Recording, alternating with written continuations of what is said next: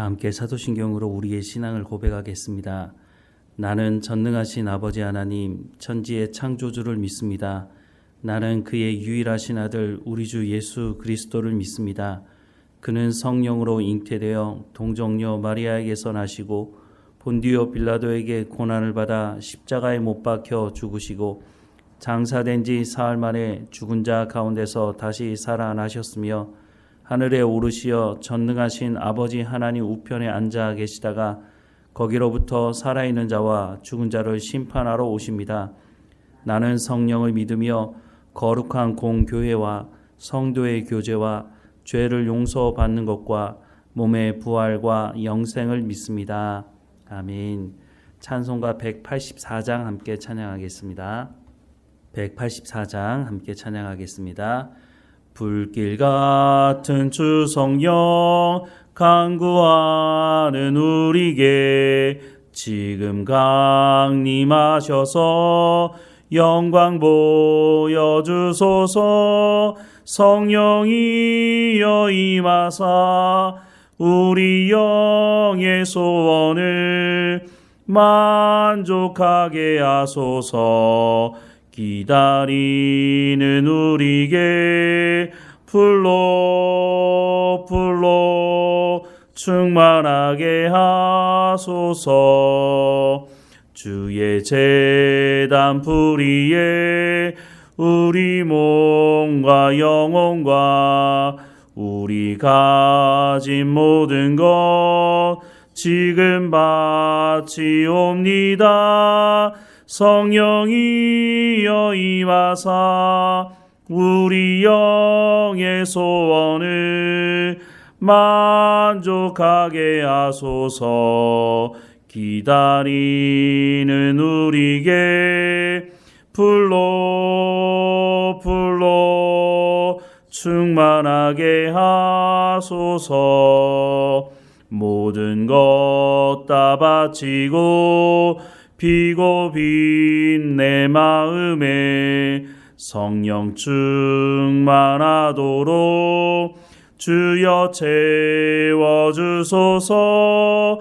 성령이여 임하사 우리 영의 소원을 만족하게 하소서.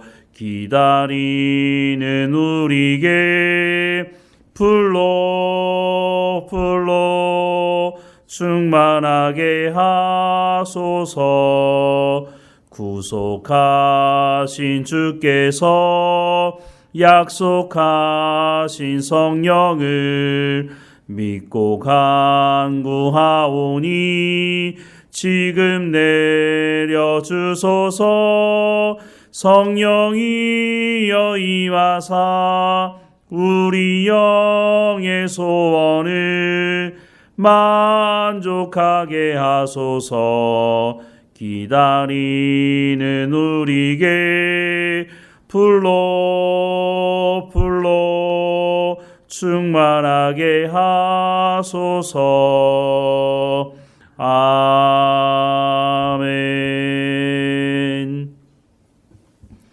오늘 하나님께서 우리에게 주시는 말씀은 사도행전 7장 54절에서 8장 3절까지 말씀입니다.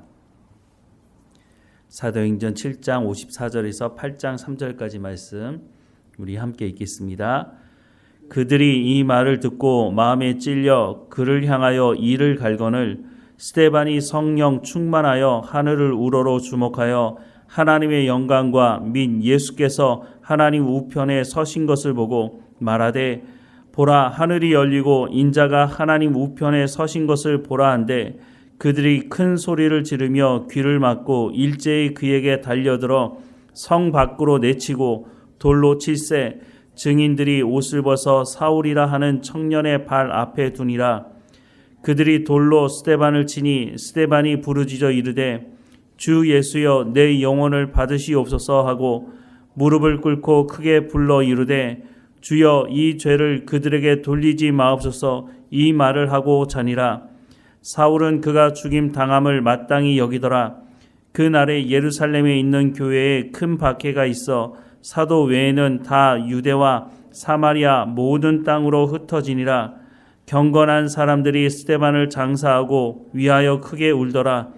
사울이 교회를 잔멸할세 각 집에 들어가 남녀를 끌어다가 옥에 넘기니라. 아멘.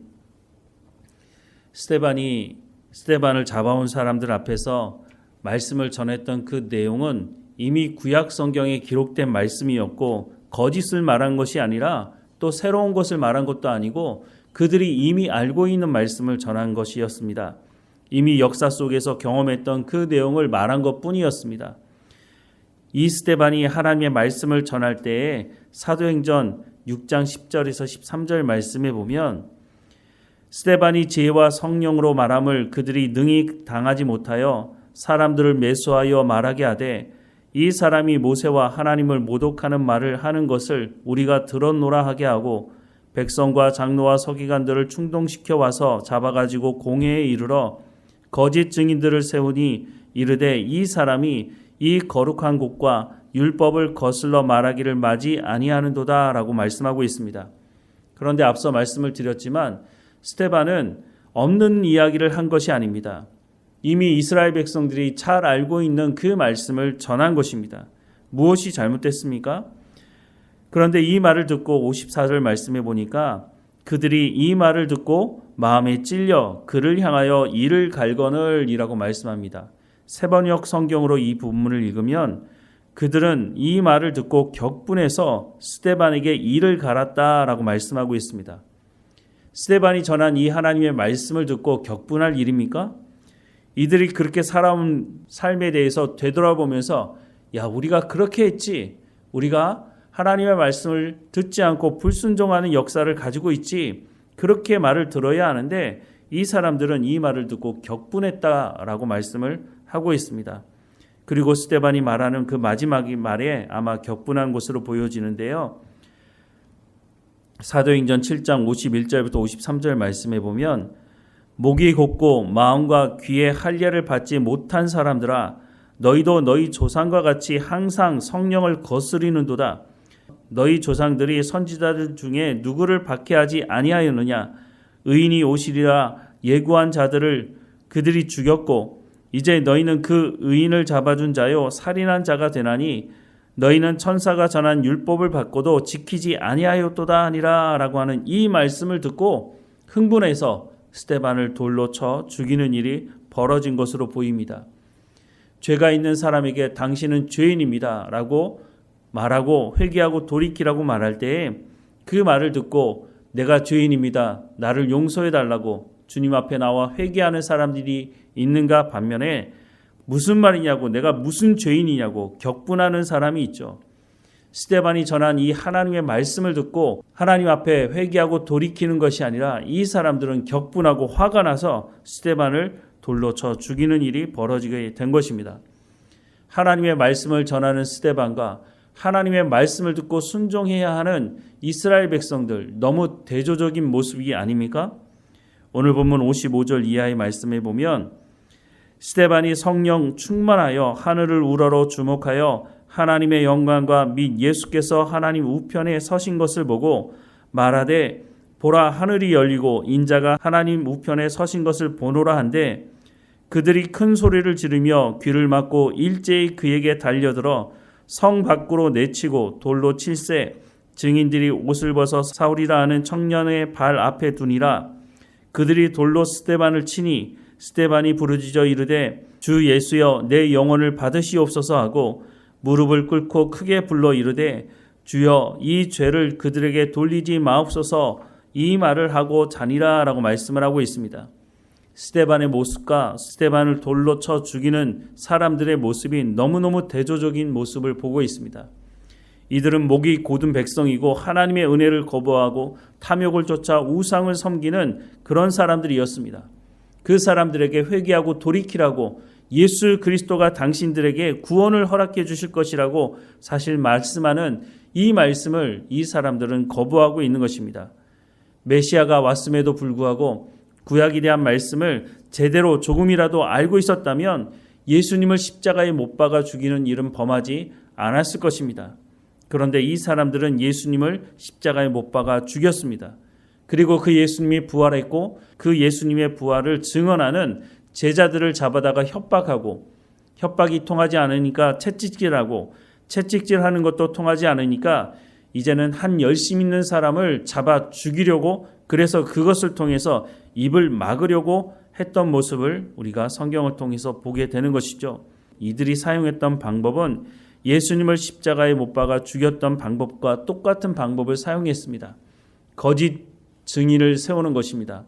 그렇게 말한 적도 없고 그런 의도로 행한 적도 없는데 그렇게 했다고, 그렇게 말한 것을 들었다고 이렇게 거짓 증인들을 세웠는데, 스데반은 죽음 앞에서 주여 이 죄를 그들에게 돌리지 마옵소서라고 말씀하고 있습니다.